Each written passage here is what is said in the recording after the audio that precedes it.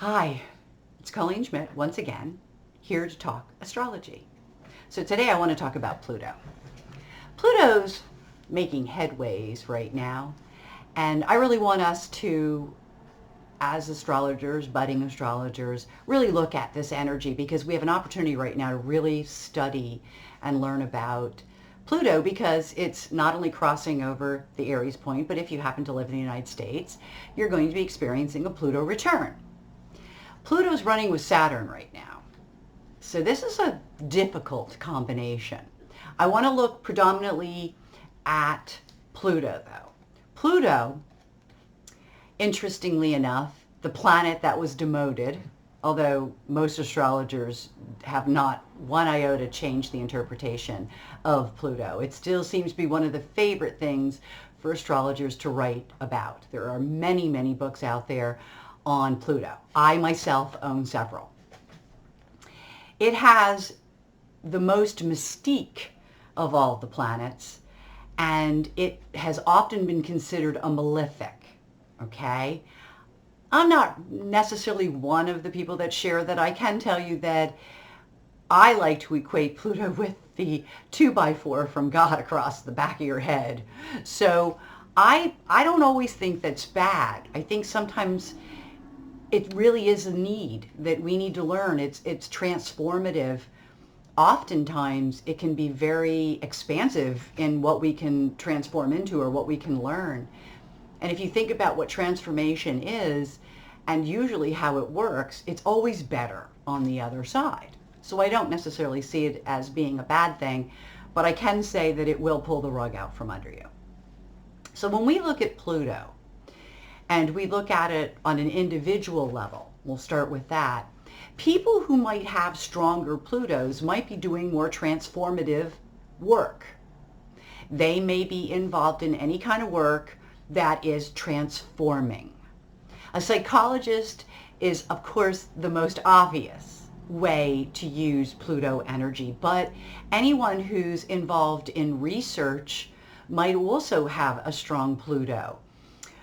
Teachers who deal in certain subject matters could also have strong Plutos because Pluto is transformative.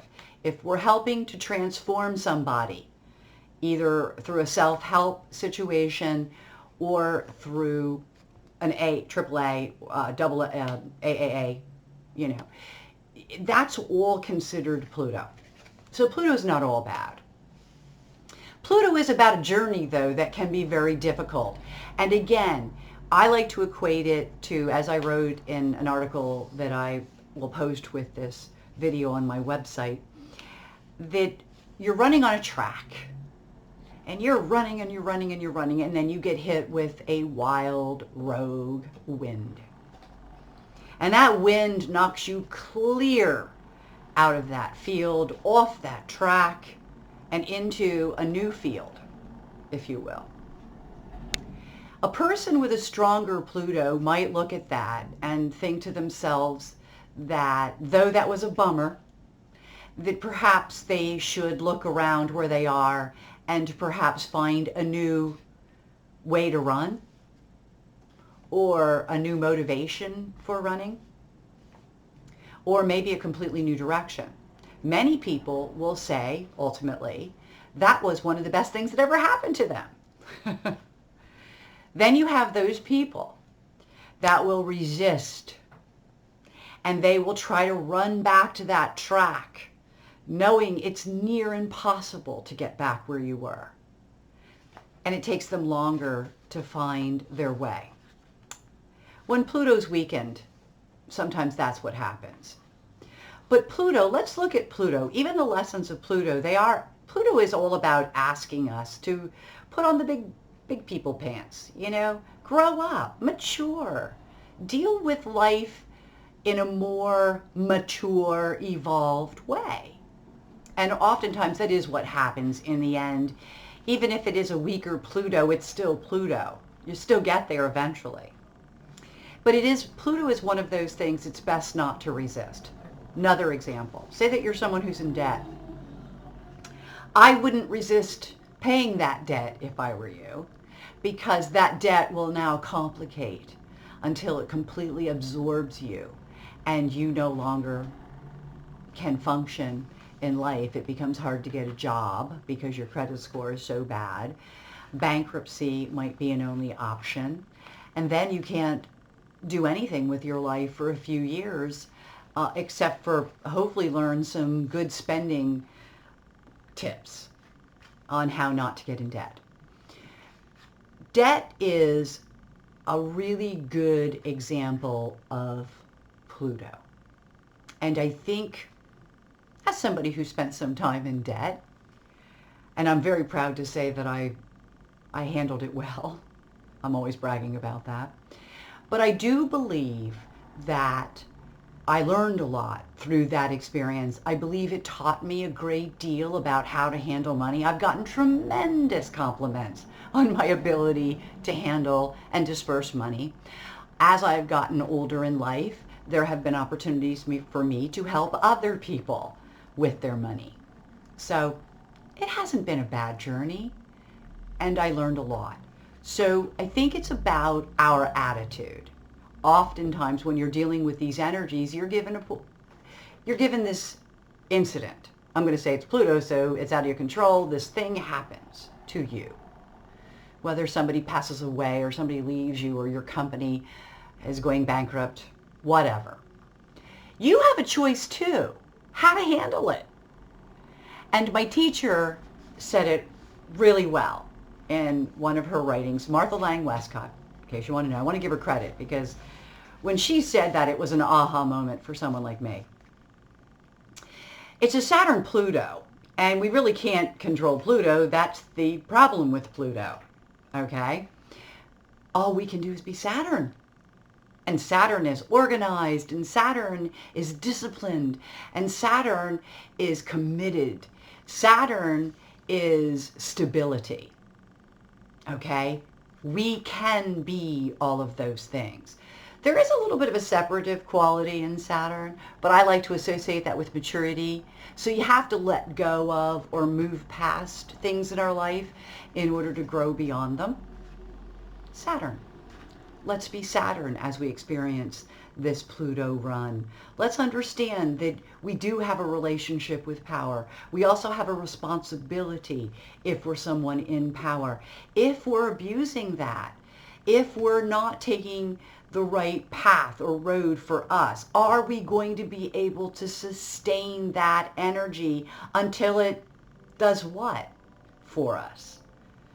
So we really have to evaluate our own ethics when it comes to our own value system. And that brings me to the final part of what I want to talk about, which is our country is going through a Pluto return. I don't want to get political. I don't want to do that on these web clips. But I am going to say this. As a country, we do have some pretty heavy karma.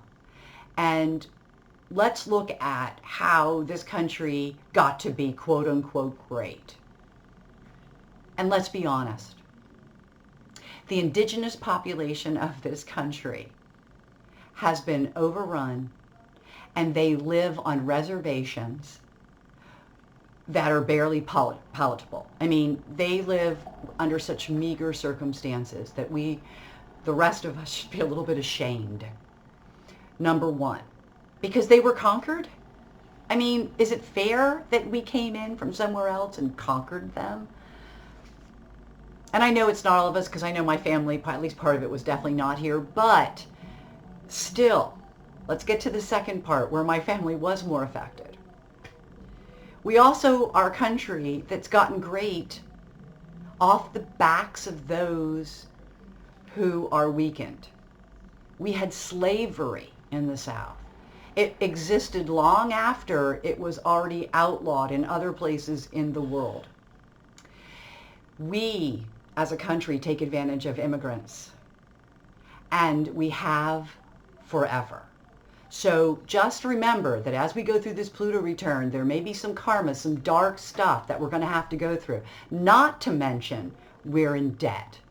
Not to mention that because of money, which we consider as such a strong value system as a country, we are going to get bit in the butt.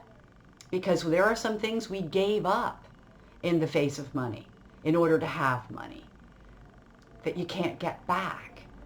And in order to rebuild those things, we might have to start anew. So I figure it'll be a fun journey. I think that I agree with my teacher. Let's just be Saturn. And when it comes to finances, I think that means let's live frugally. Because I don't think that this economy is what they keep telling us it is. So just be aware.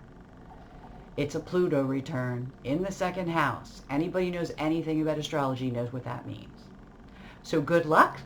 And until next time, when maybe we'll talk about a little bit of a happier subject, have a great day and happy astrology studies.